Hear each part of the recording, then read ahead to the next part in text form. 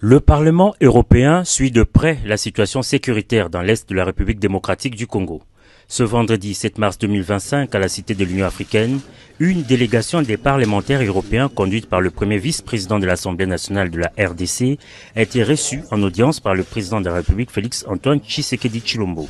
Ces députés européens, essentiellement des Français, membres du Rassemblement national, font partie de ceux qui font pression au niveau de l'Union européenne pour la résiliation de l'accord entre l'UE et le Rwanda, signé en février 2024 sur les matières critiques ou minéraux rares. Ce que nous voulons simplement d'abord, c'est en tant que parlementaires européens, qu'on ne soit pas les receleurs d'un voleur et qu'on ne soit pas le complice d'un massacre et d'une invasion.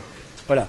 Et deuxièmement, on a essayé aussi de trouver une solution qui pourrait permettre d'éclaircir tout ça. C'est ce qu'on a un peu présenté au président, à savoir une solution technique qui permettrait d'assurer la traçabilité des minéraux et qui ferait en sorte que, bien, on saurait clairement qui est le vrai propriétaire. S'agissant des sanctions européennes contre le Rwanda, ces parlementaires européens qui attendent le prochain Conseil européen soutiennent qu'il est temps que ces résolutions soient appliquées.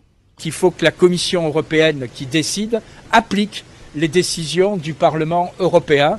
Il y a eu une première réunion du Conseil des pays européens où ils ont repoussé, puisqu'il y a eu visiblement, c'est pas très clair, une opposition, un veto, enfin bref, le Luxembourg n'a pas voté pour.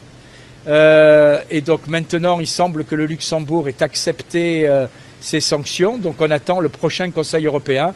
L'Allemagne a pris des sanctions, les États-Unis ont pris des sanctions, la Grande-Bretagne a pris des sanctions, l'ONU a voté une résolution, le Parlement a voté une résolution.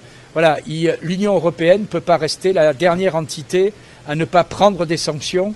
Si on veut arrêter l'agression dont votre pays est victime, eh bien, il faut qu'il y ait des actes qui suivent ces résolutions. Le soutien de ces députés français à la RDC est très apprécié par les autorités congolaises. Ils ont soutenu le Congo, ils ont accompagné les démarches au plan diplomatique, ils ont été avec nous dans toutes les batailles, y compris dans des manifestations publiques que nos compatriotes ont tenues à Bruxelles et à Paris pour faire entendre la voix du Congo. Voilà pourquoi pour nous ça a été une joie de les retrouver ici sur le sol congolais où ils ont reçu cet accueil et de nous et de nos populations, ce qui manifeste évidemment qu'ils font partie de ceux qui pensent du grand Congo de demain, ce Congo qui va être utile à l'humanité tout entière. Nous avons trouvé un président soucieux de trouver des solutions pour son pays, a fait remarquer cette délégation des parlementaires européens au terme de cette entrevue.